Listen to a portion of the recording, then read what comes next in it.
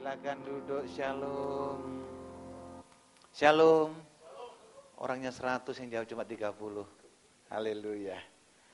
Baik, kita akan belajar bersama-sama. Tadi pagi Pak Supratman ketika BB saya dalam perjalanan dari Biak menuju ke Makassar. Puji Tuhan. Dari Makassar tadi sampai di Jakarta jam 1.40. Masih ada pelayanan tadi di Jitos. Puji Tuhan sampai di sini jalan tolnya nggak tahu hari Sabtu, nggak tahu kenapa, tapi masih macet juga. Tapi puji Tuhan kita boleh belajar bersama-sama. Amin. Baik, boleh multimedianya? Doa yang mengubahkan. Doa yang mengubahkan. Oke, boleh multimedianya di on-kan. Baik, next. Nextnya di saya ya? Oke. Baik, terus kita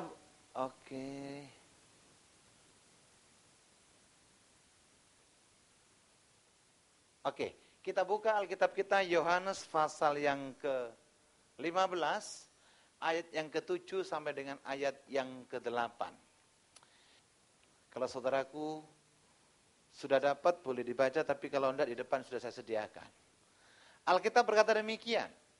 Jikalau kamu tinggal di dalam aku, dan firman-Ku tinggal dalam kamu, mintalah apa saja yang kamu kehendaki. Jadi kekayaan, istri cantik, suami yang ganteng, buat Tuhan terlalu kecil. Halo? Amin? Karena Alkitab bilang apa? Mintalah apa saja yang kau kehendaki, dan kamu akan, insya Allah, akan menerima. Ntar lagi dapat sijil di jalan-jalan. Alkitab bilang apa? Dan kamu akan menerimanya. Ada hukum kepastian yang luar biasa. Dalam hal inilah Bapakku dipermuliakan, yaitu jikalau kamu berbuah banyak, dan dengan demikian kamu adalah murid-muridku. Siapa di sini pengikut Yesus? Dengar baik, Yesus nggak jadi pengikut. Yang dicari Yesus hanya murid-murid. Orang yang ikut, ketika yang diikuti mengecewakan, dia akan undur. Betul? Makanya banyak orang Kristen jadi mu'alaf. Di sana banyak sekali orang Kristen yang pindah agama. Pertama dikasih utang, kemiskinan luar biasa. Kalau Anda diberkati, ayolah sekali-sekali kita misi ke sana lah. Di sana banyak orang Kristen itu anak gendong anak.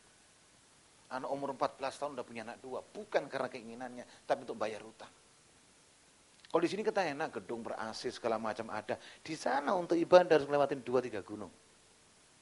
Tapi saya tahu di tempat itulah mukjizat dinyatakan lebih lagi. Amin. Bukan berarti di menara MNC nggak ada mukjizat. Nah, di sini banyak mukjizat. Saudara ini kasih Tuhan, coba lihat. Banyak orang menggarisbawahi perkataan demikian. Mintalah apa saja yang kamu kehendaki dan kamu akan menerimanya. Alkitab ini dikasih kaligrafi sedemikian rupa. Ditulis di mana-mana. Dan mintalah apa saja yang kamu kehendaki, pasti akan menerimanya. Pertanyaannya adalah satu saja sore hari ini. Apakah setiap doa saudara dijawab Tuhan? Siapa yang doanya belum dijawab Tuhan? Coba angkat tangan. Wih, dijawab semua di sini, hebat ya. Luar biasa. Siapa doanya yang belum dijawab Tuhan? Loh, sekarang banyak. Oke. Apakah setiap permintaan kita dijawab Tuhan? Enggak. Tidak. Yang dimaksud apa saja yang engkau kehendaki pasti menerima adalah satu permintaan yang paralel dengan kehendak Tuhan. Kalau kita tidak pernah baca Alkitab, kalau kita tidak pernah berdoa, terus minta mukjizat, saya pikir itu seperti meninju angin. Betul? Kalau kita maaf, tidak pernah mengembalikan perpuluhan, tapi kepingin diberkati berlimpah, limpah, limpah, itu omong tok, omong kosong. Betul? Saudara tidak pernah kepingin diampuni oleh orang lain, tapi saudara masih simpan sakit hati, kekecewa. Sampai ayam jago keluar giginya, tidak akan dijawab doa saudara. Betul? Memberi itu hal yang biasa menurut saya. Siapapun memberi, orang di jalan pun dikasih jaring begini juga memberi. Pertanyaannya tetap memberi, tapi dari kekuranganmu itu luar biasa. Amin. Amin. Saudara jangan pelototin saya dong. Oke, yang kedua, saudara mengucapkan syukur itu hal yang biasa. Hal yang biasa. Tapi mengucapkan syukur ketika saudara tertolak, ketika saudara terus disakiti, ketika saudara terus tidak dihargai, ketika saudara terus tidak diperhitungkan, itu luar biasa. Amen. Kalau kita dihargai sementara ada orang lain melakukan pekerjaan kita, itu biasa. Tapi kalau saudara tetap melakukan pelayanan sementara tidak ada penghargaan daripada orang lain, saya mau katakan, itu yang luar biasa. Yang setuju tepuk tangan bagi Allah kita. Haleluya. Oh ini ya, sorry. Mau pendetaan desa enggak pernah begini. Loh kok kosong? Sekali lagi ya. Oke. Bagaimanakah doa yang mengubahkan itu? Kita baca rame-rame yuk. 3, 2, ya. Kalau saudara mau minta diberkati Tuhan luar biasa, jangan minta kemudahan-kemudahan. Bukan berarti jalan kita tidak dimudahkan, tidak. Tetapi mintalah kekuatan yang datang daripada Tuhan. Supaya kita dimampukan menghadapi masalah. Coba ini baca sekali lagi yang kuat. 3, 2, ya. Mintalah kekuatan. Saya mengajar di banyak tempat, saya bilang begini. Setiap anak muda terutama yang punya masalah, dilarang keras atau haram hukumnya, lari dari masalah itu. Orang yang lari dari masalah itu pengecut. Betul? Betul? Loh kok iyanya cuma ini toh? Iya betul? Amin? Hadapi masalah itu. Kan banyak orang Kristen bilang begini, saya nggak tahu di sini semua Kristen kan? Ya betul, saya tidak sedang... Loh, ya, pertanyaan begini loh. Saya sering banyak statement begini, Tuhan pasti tidak mempermalukan kita. Sering bilang gitu bukan? Atau dengar sering perkataan seperti itu? Saya mau jamin saudara yang dikasih Tuhan, Tuhan tidak pernah mempermalukan kita. Tapi yang sering mempermalukan Tuhan adalah kita. Loh kok silent night ya, kenapa ya? Kok sunyi senyap ya? Betul apa betul? Betul. Katanya orang Kristen baik semua, enggak. Bohong. Kalau orang Kristen baik semua, enggak mungkin penjara itu penuh. Saudara tahu LPG Pinang itu kapasitasnya 5.700. Orang Kristen kalau datang ibadah dalam perayaan Paskah, Natal, something like that, saudaraku, yang datang 1.800 orang. Berarti kejahatan yang dilakukan oleh orang Kristen lebih daripada 20%.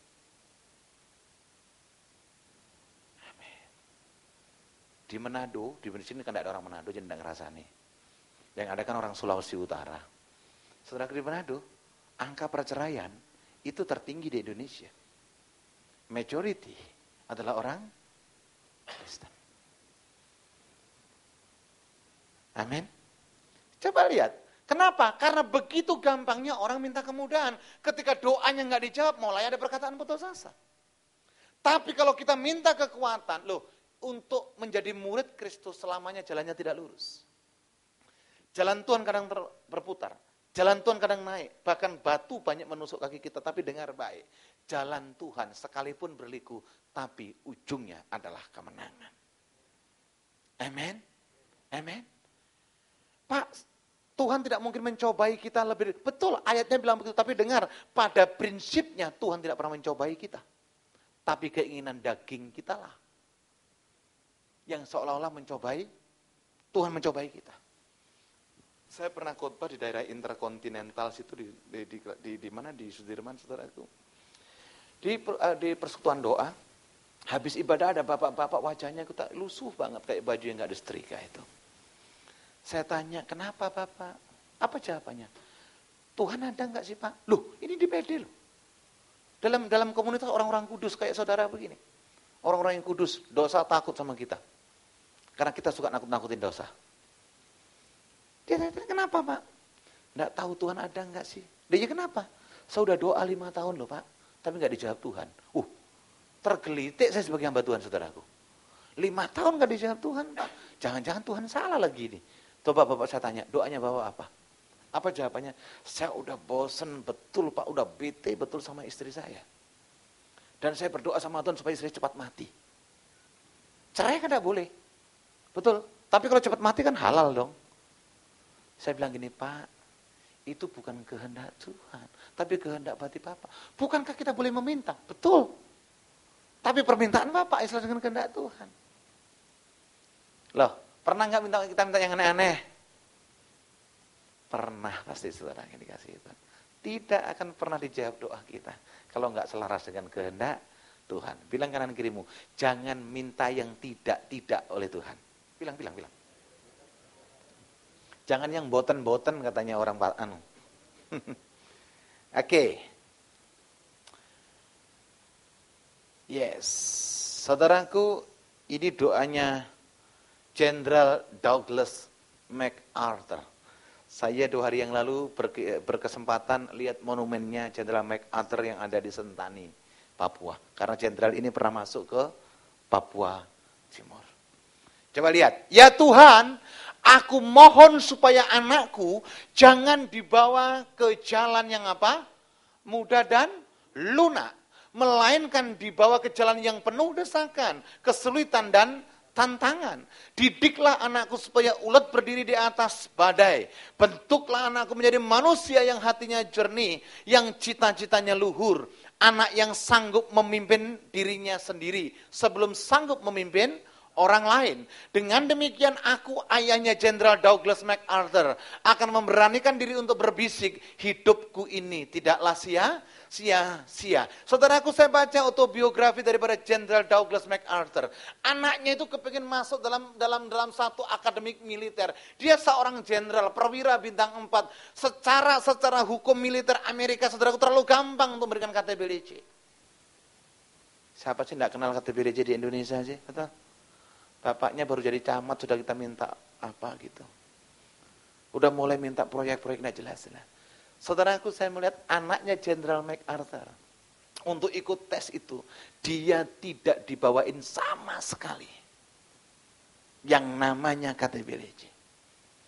Dia bilang sama perwira-perwira yang atas itu, jangan lihat aku kalau memang anakku tidak pantas untuk masuk. Mungkin di Indonesia semacam akabri ya. Nggak usah diterima. Doanya hebat ya. Orang Kristen yang takut akan Tuhan dengan posisi yang luar biasa. Biarlah anakku tidak diberikan jalan-jalan yang mudah. Didikan orang tua kita banyak yang salah.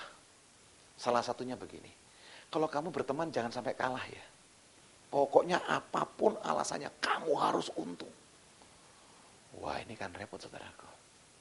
Ini mentalnya mental menangkar BDW. Saudara pernah makan Pizza Hut enggak? Ini lapar-laparnya sudah mau puasa tuh, mau berbuka puasa tuh. Pizza Hut begitu loh. Pendeta boleh enggak makan Pizza Hut?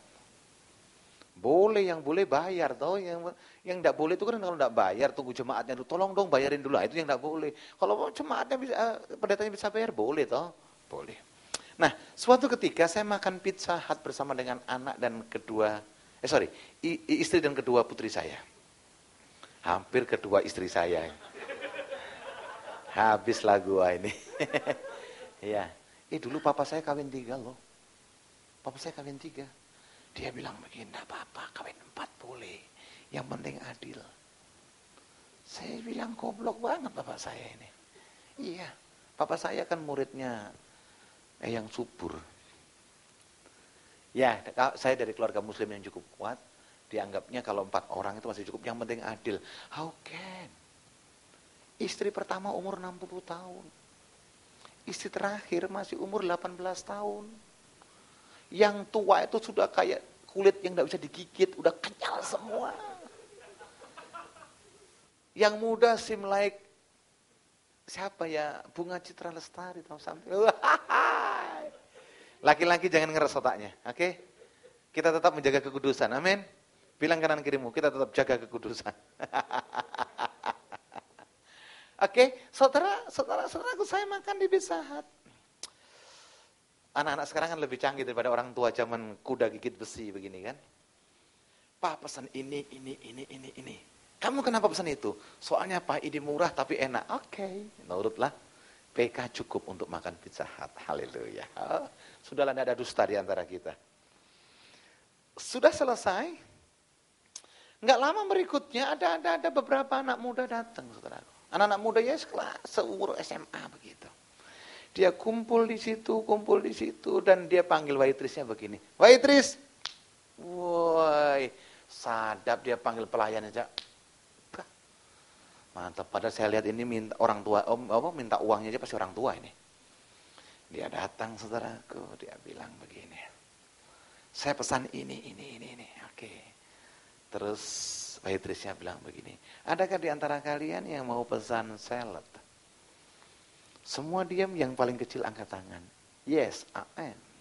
Saya pesan salad. Diberikan mangkoknya kan coklat toh? Nggak gede-gede, kecil lah ya. Cukup untuk makan bakso pentolin 6 kan gitu. Ini anak ini sambil cekikian begitu. Waitressnya pergi, dia masuk ke tempat salad, saudaraku. Dia ambil itu semua yang tersedia di situ. Setelah udah munjung, bahasa Jawa bilang apa itu? Udah penuh, ditekan. Ambil lagi yang lain. Terus ditekan, diguncangkan, dipadatkan. Alkitabiah tuh. Berkatnya diguncang sampai berlimpah-limpah.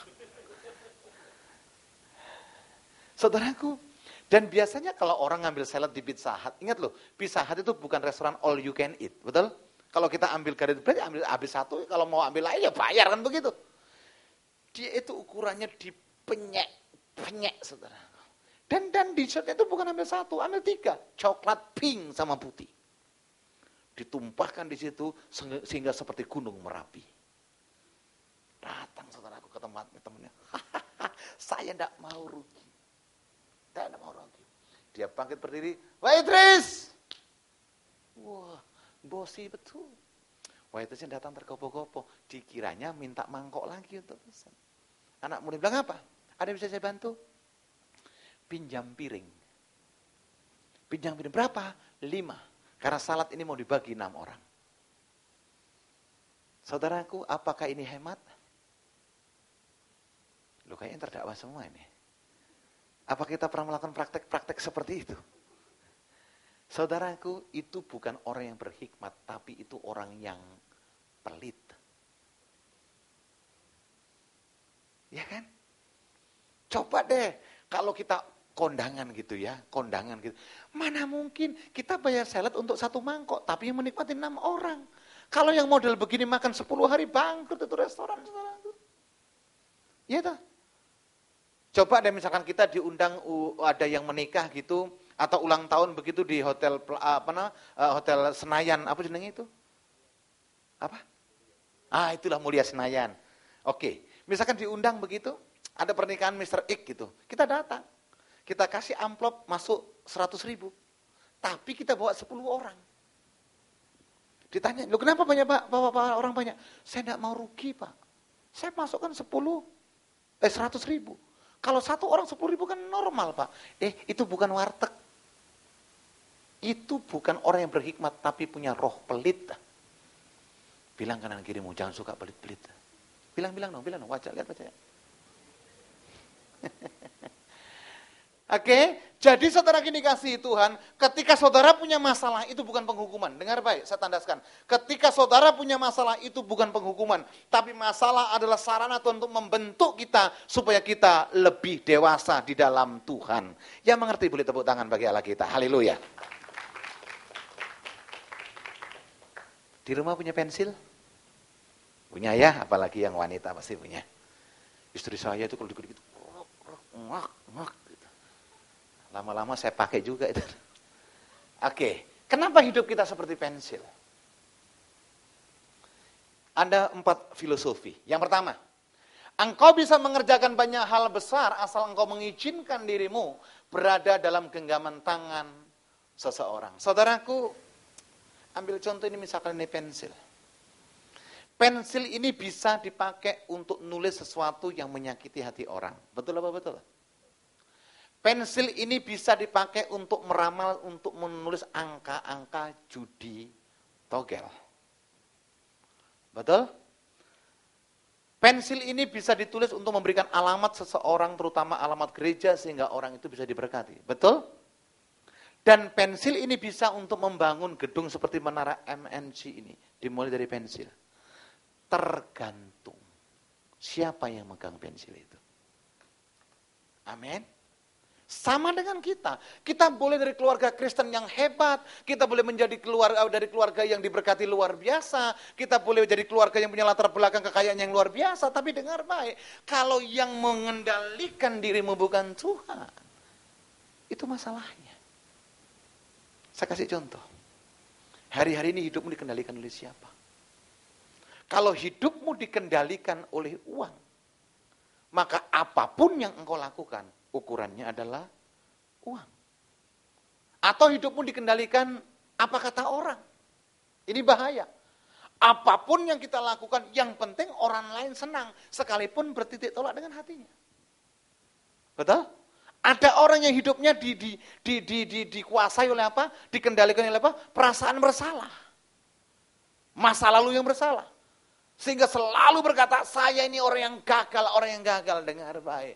Kalau engkau izinkan Tuhan yang memegang hidupmu, pergumulan boleh ada, badai boleh datang, masalah boleh menghantam kita. Bersama dengan Kristus, kita akan melakukan perkara-perkara yang luar biasa.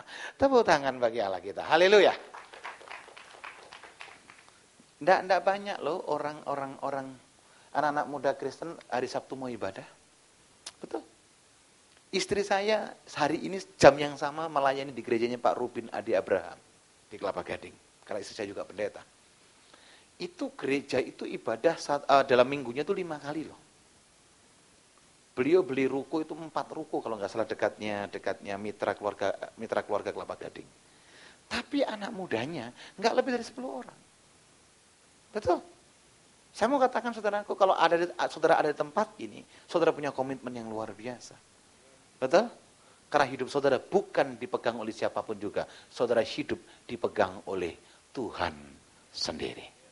Next. Oke, yang kedua. Saudara tahu ya, ini apa ya? Ini nih. Kalau orang Jawa bilang ini pelorotan ini. Serutan. Nah, itu lebih sopan sedikit ya. Kalau orang Jawa Timur bahasanya kasar, pelorotan. Oke, baik. Engkau akan mengalami penajaman dari waktu ke waktu. Tapi ini dibutuhkan agar engkau dapat menjadi pensil yang lebih baik. Saudara ini kasih Tuhan, saya mau tanya. Pernahkah saudara disakiti hati orang lain? Yang pernah boleh angkat tangan. 1, 2, 4, 10. Kayak semua. Siapa yang pernah menyakiti hati orang lain? 1, 2, 3. Mulai jujur. Tidak apa-apa. Keterbukaan awal daripada pemulihan. Haleluya. Siapa yang masih menyimpan sakit hati kepada orang lain? Nah, mulai tidak ada keterbukaan di sini. Saya tahu persis itu tidak gampang. Soalnya ini gereja. Saya tahu. Betul. Siapa yang pernah berkhianat atas cintanya atas orang lain? Saya tahu di sini tidak ada yang angkat tangan. Karena itu gue banget gitu loh, Pak. Haleluya. Oke, saya tahu itu tidak gampang dan itu memang wabah yang melanda anak muda. Tapi di Menara MNC nggak ada, yang banyak di Mesir. Oh, haleluya. Oh, glory Tuhan, terima kasih. Nggak ada yang ngaku maksudnya. Oke, saudara pernah mengalami kekecewaan? Sedikit sih, Pak. Tapi ya kalau nggak ketemu saya nggak lupa. Tapi kalau ketemu, jantung saya berdetak lebih cepat. Hati saya teriris oleh pisau yang tajam. Setelah diiris dikasih spiritus, Pak, pedih hatiku. Ngeri kali. Setelah dikasih spiritus, dikasih jeruk nipis ini. Setelah itu digoreng, itu soto Lamongan. Saudara tidak usah mendramatisir kenyataan. Kalau saudara hidup dipenuhi dengan kegagalan masa lalu, saudara tidak akan pernah bisa berkembang. Saudara punya payung di rumah. Ini hujan loh di luar. Yang punya payung saja. Tidak punya ya minta Pak sama Pak Supratman. Yang punya payung angkat tangan. Oke. Kalau sekarang kita bawa payung ditaruh di luar situ, mau menuju ke parkir mobil kita. Betul? Kita pakai payung. Ini hujan di luar. Kita pakai payung berjalan, hujannya berhenti enggak? Kita bisa lewat enggak? Oke. Siapa yang sini menjadi murid Kristus? Yang percaya Tuhan Yesus. Oke, saudara punya masalah enggak? Punya masalah enggak? Punya pergumulan enggak? Betul. Apakah saudara mundur dari pergumulan itu? Serius ini pendeta yang tanya, haleluya ini, haleluya. Oke. Saudara mundur dari masalah? Enggak. Bonek, rawi-rawi rantas, malang-malang putung, otot kawat palung wesi, kadut koco. Maksud saya begini loh, kita mengenal Kristus, kita menjadi murid Kristus, kita menyembah Yesus, bukan berarti tidak punya masalah. Betul? Kelihatan kok wajah-wajah bermasalah ini. Haleluya. Tapi nggak apa-apa, hadapi masalah itu bukan dengan kekuatanmu. Sebab apa? Engkau akan mengalami penajaman. Orang yang melayani bukan berarti tidak punya masalah. Justru orang yang masuk dalam pelayanan lebih banyak masalahnya. Iya Pak, iya. Ayolah tidak ada dusta di antara kita. Betul? Saudara waktu tidak berdoa, kok semuanya aman Pak? Waktu tidak beribadah semuanya aman Pak. Waktu tidak mengembalikan perpuluhan, kok kayaknya uang saya lancar-lancar saja Pak. Dengar, ada pemurnian, ada penajaman, ada gesekan yang luar biasa. Tapi dengar, saudara mau dimurnikan oleh karena karya Tuhan yang luar biasa. Kita boleh menghadapi masalah, kita boleh ada dalam pergumulan. Tetapi dengar, iman kita kepada Tuhan tidak akan pernah membuahkan kekecewaan. Tidak ada di situ yang ada Alkitabnya, coba baca. Yesaya 41 ayat 10. Biar kelihatan ibadah bawa Alkitab dikit ya. Oh haleluya. Coba Yesaya 41 ayat 10. Ini minum saya Pak Supratman ya. Terima kasih.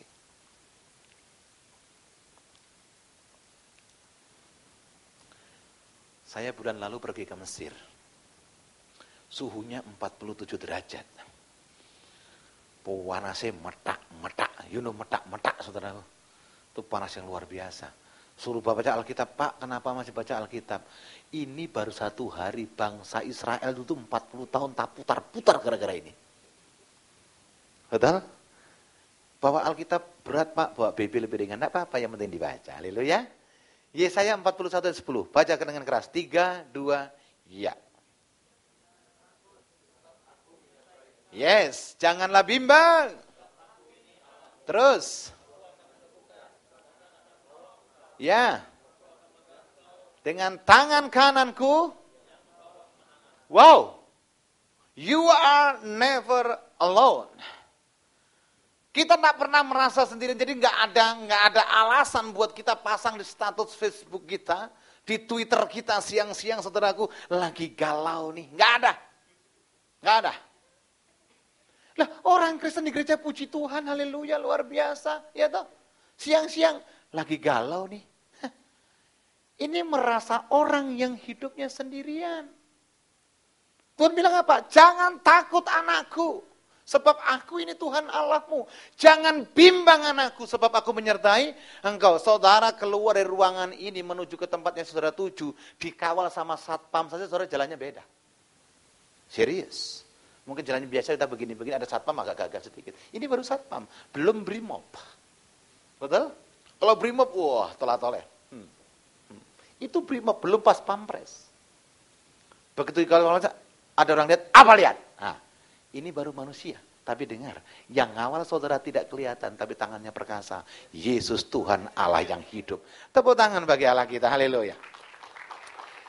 Jadi ketika saudara diproses oleh Tuhan, ketika saudara ditajamkan oleh Tuhan, ketika saudara diproses melalui orang lain, sekali lagi, jangan pernah salahkan Tuhan.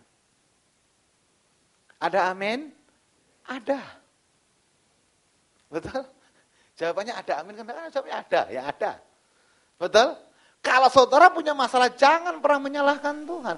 Tapi kalau saudara diberkati, jangan sampai kita menjadi sombong. Amin. Yang ketiga, masih ada 74 poin, PowerPoint soalnya. Kan malam minggu sekarang. Sementara saudara-saudara kita tarawih, kita selesaikan di tempat ini. Haleluya, puji Tuhan. Oke, ini kalau pensil kita ujungnya ini kalau bahasa Jawanya ini stip. Stip, kalau bahasa Indonesianya benar penghapus. Kalau orang Jawa stip. Sampai di daerah saya Jawa Timur di Jember, saudaraku, enggak ada orang kasih nama Stephen. Kan dipanggil stip. Stip, enggak enak sekali kayak gitu. Oke.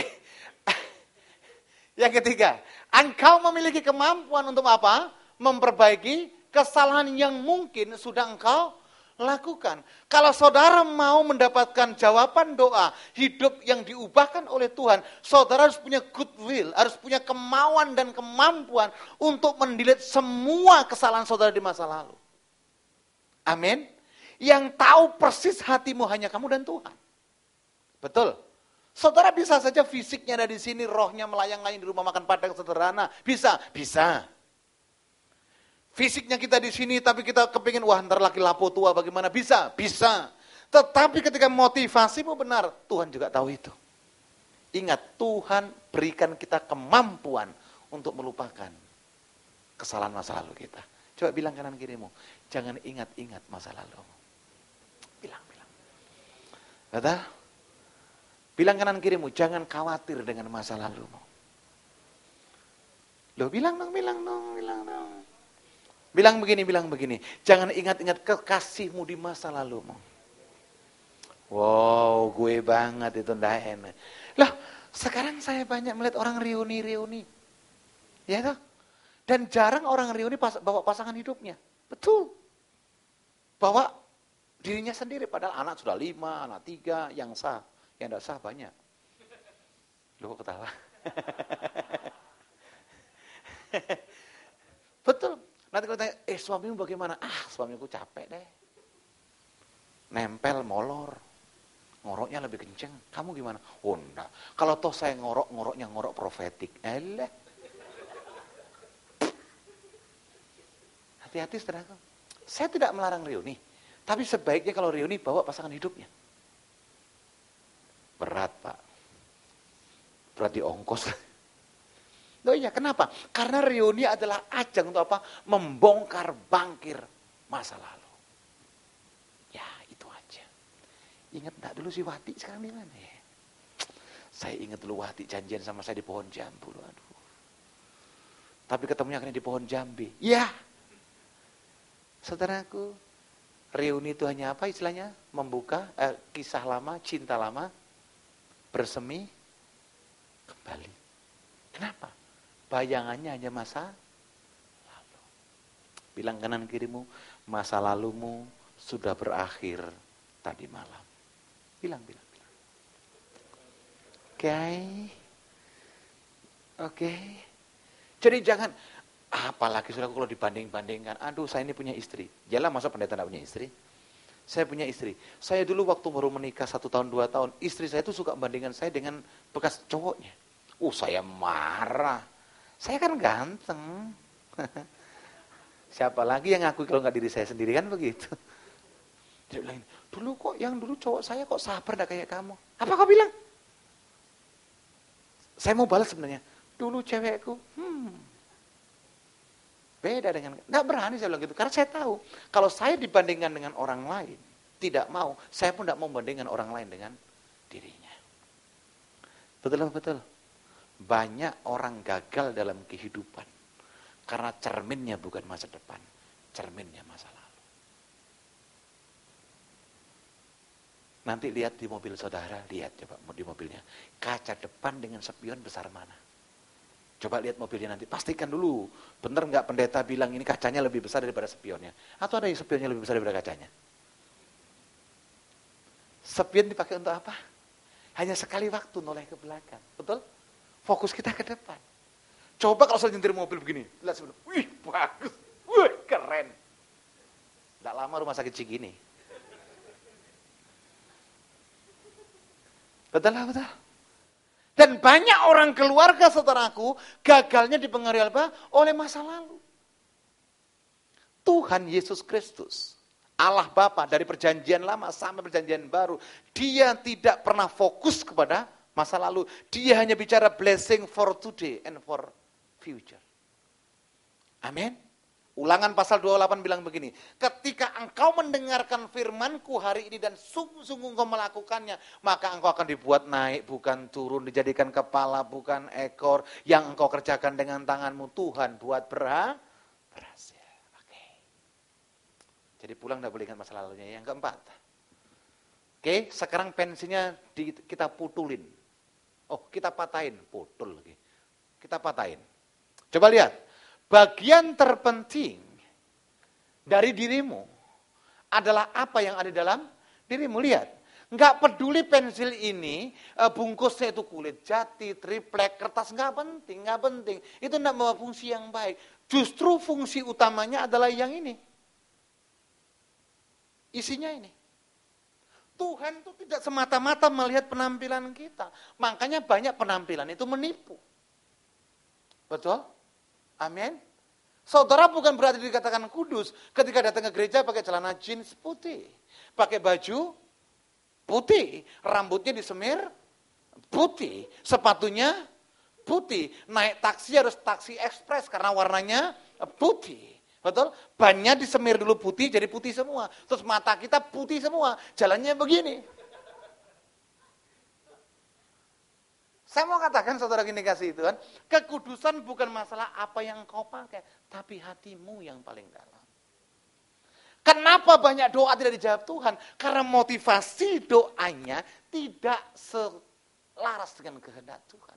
Yang dilihat Tuhan adalah hati kita. Siapa di sini yang masih pacaran? Artinya belum married. Oh, ini pengakuan. Bagus sekali. Ada yang lain?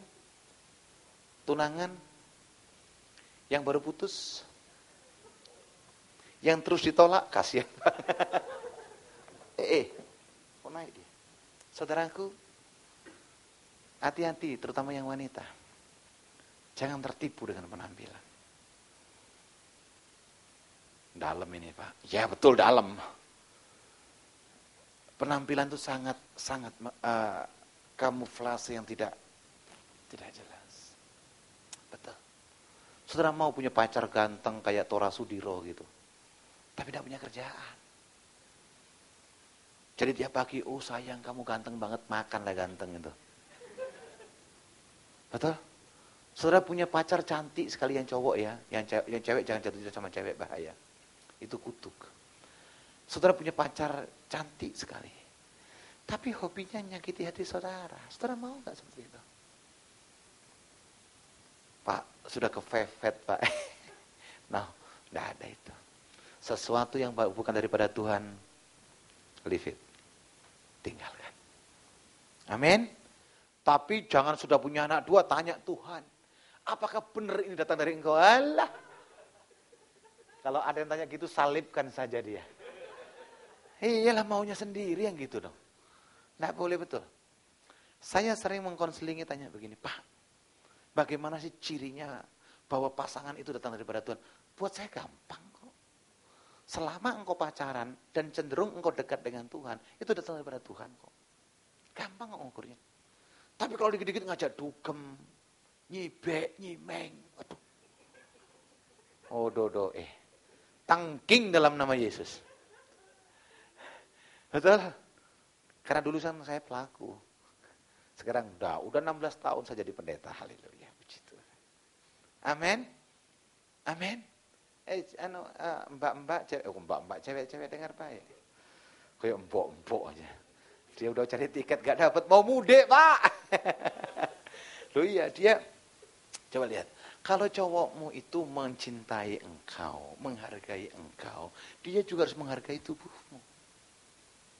Betul? Saya tanya cewek bukan cowok. Betul? Oh, Pak. Loh iya, tapi kalau cowok mulai kurang ajar, mulai gerilya ke tempat-tempat yang tidak benar. Ya saudara bilang, kalau engkau mencintai saya, hargai tubuhku. Betul? Loh kok kayak sunyi-senyap? Betul, amin. Iya, janganlah saudara nyanyi begini. Jangan lelah bekerja di ladang. Wah itu malah gak garu-garuan. Atau nyanyi lagi. Lebih dalam lagi. Jangan. Betul? Amin. Amin. Lihat. Yang terpenting dalam hidupmu adalah bagi hatimu sendiri. Ayo berikutnya. Tinggal sedikit lagi. Paling 1 jam lagi. Oke, lihat. Alkitab bilang begini, engkau akan terbang seperti apa? Burung kecawali, you are flying like eagle. Why not you are flying like emprit? Why not emprit? Kenapa Tuhan kok bilang, engkau seperti Raja Wali, nggak seperti emprit atau burung dara begitu? Kenapa saudaraku? Emprit itu kalau terbang nggak berani sendirian. Ada masalah dia turun. Tapi kalau Raja Wali ketika ada badai datang, dia tidak menantang badai, tidak. Tapi dia terbang lebih tinggi. Dan badai itu dilihat. Artinya apa? Tuhan bilang apa? Engkau boleh menghadapi pergumulan, tapi ketika engkau berjalan dengan Yesus, pergumulan itu tidak akan pernah membinasakan saudara. Tapi pergumulan malah membawa kemuliaan Tuhan. Dengan cepat, lihat baik-baik. Ini saudaraku, paruh daripada Raja Wali. Ingat loh, Raja Wali itu usianya bisa sampai 120 tahun. Dan belum pernah ditemukan Raja Wali masuk angin. Dia tidak ada yang minta Raja Wali minta dikeroin, tidak ada. Kita yang sering minta dikeroin. Betul? Iya toh? Dia di musim salju, ini salju tuh, enggak apa-apa. Kita enggak, dikit-dikit, aduh masuk angin. Orang pintar minum minyak angin. Sorry, makanya bukan. Coba lihat, paruh, oke. Saudaraku, ini termasuk burung predator. Paruh daripada Raja Wali ini ketika usia Raja Wali di atas 20 tahun, paruhnya itu tidak bisa tajam lagi, tapi sudah hampir membentuk huruf U. Sehingga dia tidak bisa lagi menerkam mangsanya, mau ayam, mau binatang apa, tidak bisa. Kalau dia tidak mau berubah, dia akan mati. Apa yang dilakukan Raja Wali? Dia terbang tinggi. Begitu terbang tinggi, di atas gunung-gunung yang tinggi, saudaraku, dia tabrakkan dirinya di batu cadas. Bah! Dan hancur. Sakit. Tapi justru ketika hancur itu, muncul paruh yang baru. Dan dia bisa eksis kembali. Amin. Bilang kanan kirimu, masalahmu membawa berkat Tuhan. Bilang.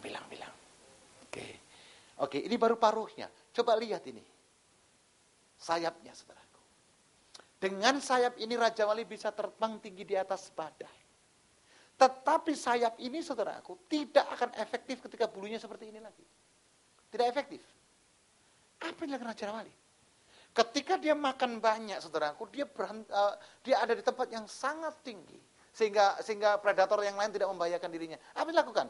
Dengan paruhnya, dia cabuti bulunya satu-satu. Dia cabuti. Sampai rontok. Sakit. Tapi justru itu membuat bulu-bulu yang baru tumbuh kembali. Dan dia bisa terbang kembali. Yang terakhir. Kuku-kukunya, saudaraku. Ular berbisa bagaimanapun juga dicengkram oleh Raja Wali.